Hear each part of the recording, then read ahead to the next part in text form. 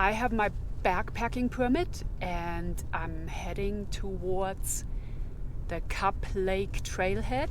Here's a view, it's absolutely stunning. And I will hike up 2.2 miles with approximately 550 feet of elevation gain to the Cub Creek Campsite, and Cub Lake will be nearby.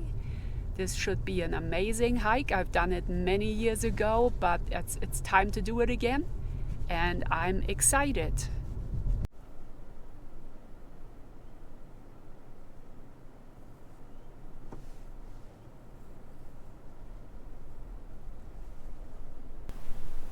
Okay, I'm all packed up at the trailhead for Cub Lake, heading to Cub Creek Backcountry Campsite. And the view is amazing. Starting out, I remember this was a very beautiful hike when I did it a long time ago. The ranger told me that the trail is free of snow, which is a good thing right now, but I did bring my spikes, my traction devices, just in case. Here's a view, absolutely gorgeous. So to get to Cub Lake, it's 2.3 miles, and you can also extend your hike. I've done this. You can go to the pool, Mill Creek Basin, wilderness permit required for camping. So the trail is gradual. And it starts out with a beautiful forest setting, pine forest, aspens. This would be beautiful in the fall. The trail is pretty popular. There are other people here, and the ranger told me it's safe for me to stay up here overnight, which, you never can be 100% certain, but I'm up for the challenge. So I've done other solo backpacking in the past and really enjoyed it. I have my InReach, and I also have bear spray. So you might ask, why is she so packed? Well, I'm packed to the brim, I agree. But for me, when I do these shorter hikes, so this, for instance, is 2 miles to the campsite. So then I gotta make a decision. Do I take a few luxury items, or do I go even more lightweight and leave all that behind? For me, the answer is I take my luxury items because it's worth it. So I brought my chair, and I also brought Howard for some company, since I am by myself. And yeah, the things you do, I know. But and I also brought my spikes. They weigh a little bit, just in case that there's snow around the lake. And it's still the chilly season right now, so it's warming up now into the 50s. But I'm gaining elevation, and it's gonna be close to freezing up there tonight. And I don't want to be super cold, so I do have my 15-degree sleeping bag, and I also have a liner, as well as my thermals, top and bottom, and that was worth it to me, and a beanie, and my puff jacket.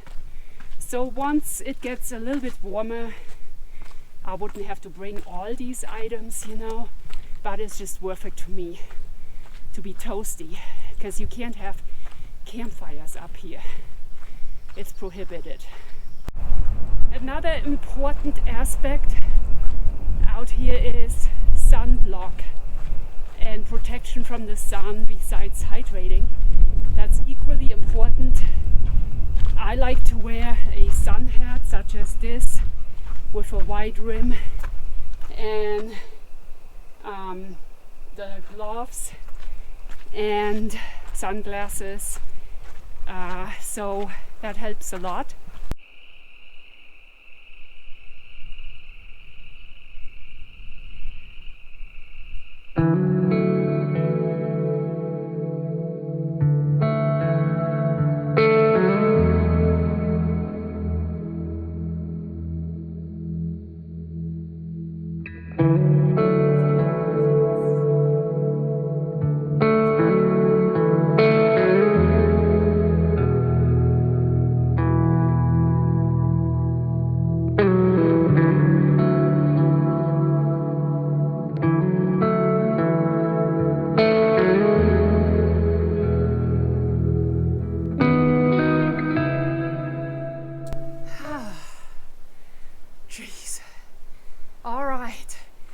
did find the campsite and it's gorgeous. It's got a gorgeous view and I'm all set up, so check this out.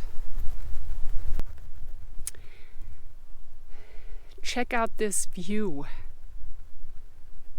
Wow, amazing. This is a single campsite. This is the Big Agnes Copper Spur one-person tent. It's a freestanding tent, which is great for out west. I won this tent from Chris, that hiking guy. Make sure to check out his channel. He's a wonderful friend of mine. I can't even tell you how many great gear items I got from Chris over the years. I'm so appreciative of that. And it's great for me. I go out west a lot. So this is a tent that I only dreamt of. It's $450 when you buy it, and I could not afford that. So thank you so much, Chris. I'm very grateful. You have no idea how much this means. It's perfect for my backpacking trips out west.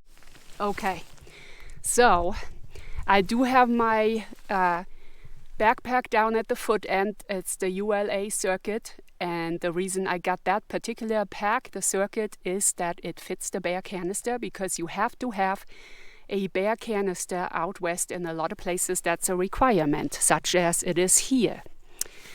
Then I have Howard is right here. I had to bring him along, so I'm not quite that lonely. And I have my Big Agnes Aircore Ultra Insulated Sleeping Pad. I love this pad, it's very comfortable. Has a R value of 4.5 to keep you warm. I got the Polar Jammer from Jeremy, All Things Outdoors. Jeremy is another great friend. Thank you so much. This will be my pillow. I will stuff something into this tonight, and I will also keep my batteries warm, and my phone can go in here. This is awesome. Thank you, Jeremy.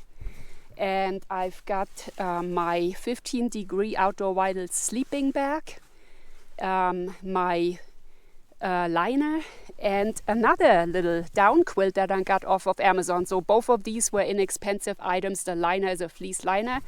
This is a down quilt. Both of these are off of Amazon, very inexpensive. I got my Randa down booties. These are awesome, also very inexpensive. I got my Fayetteville thermal top and bottom. These are awesome. Fayetteville, made in the USA, highly recommend. A little pricey, but you can get these on sale, and that will help. This is my Decathlon down jacket. I love this jacket. It is affordable. I think it was $89, and it's from Decathlon. Thank you, Wandering Monk. Danny, another wonderful friend of mine, he recommended this, and it is awesome. And then I got my little camo hat for the sun. So yeah, this is my setup. And I've got my bear spray right here.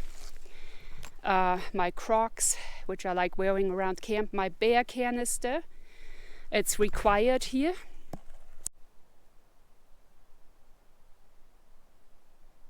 Okay, so I'm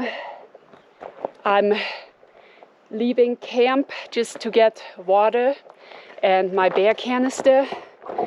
For right now, I just have it right here. I will put it further away tonight, but it's all sealed up. And I'm hiking out to get my water. It is a little bit of a hike here, and that is that's okay. I do have my spikes on because there is a field of snow that's very slick right now. So it helps to have these spikes. I'm so glad I brought them. I thought, why lug that weight up? But it turns out that was a great thing to do.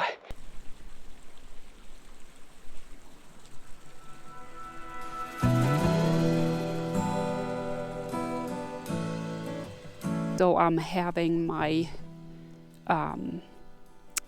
High Country Blend coffee right here. It's from Mickwick. They make awesome fire starters.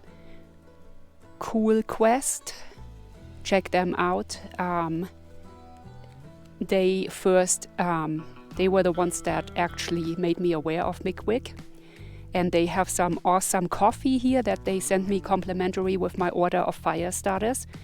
The fire starters, they don't have a scent. That's why I love them. They're all natural.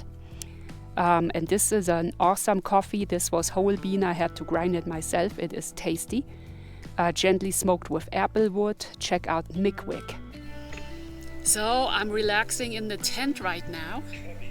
And I have such a good internet connection that I can actually watch some YouTube videos. And I'm watching packs a lot right now. Exploring southern Arizona and Ghost Town Trail. Packs a lot, very good video. Howard? Yeah. What do you think the weather is doing out there? It's really difficult to say right now, but it's pretty windy. The wind's picking up. Yeah, I noticed that, so we'll just have to keep an eye on that. I really want to stay the night up here, but it's not gonna work if, if the weather gets even more iffy. It's not safe to be up on the mountain like this. And safety's first, right? Always. Safety's always first. Definitely. So when we look out here, it looks a little bit iffy, and this is pretty typical for Colorado midday.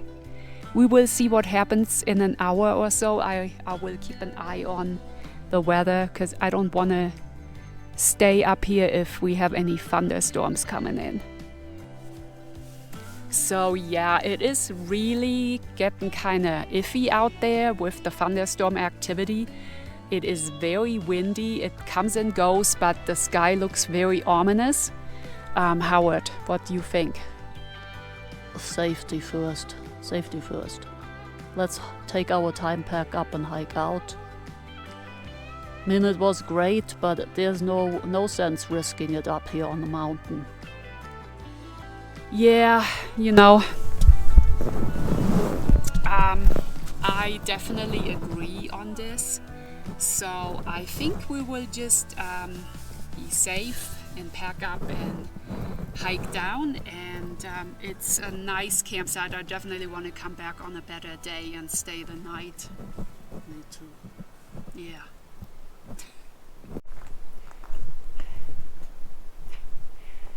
All right. Safety first.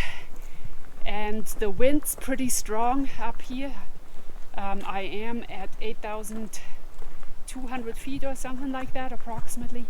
So, and I haven't heard any day hikers for a while, just because the weather turned iffy. This is typical though for the mountains out here in Colorado. I would say 9 out of 10 times it has rained in the middle of the day. However, since this is an early season hike, it is colder than when I was here before.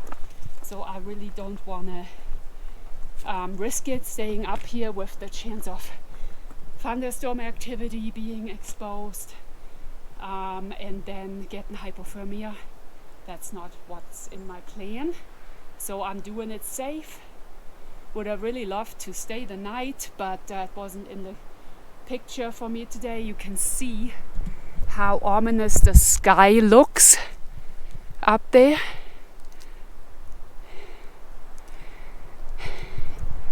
So safety first, and this has been longer than some of these storms, so it hasn't moved out, and the winds are still just as strong.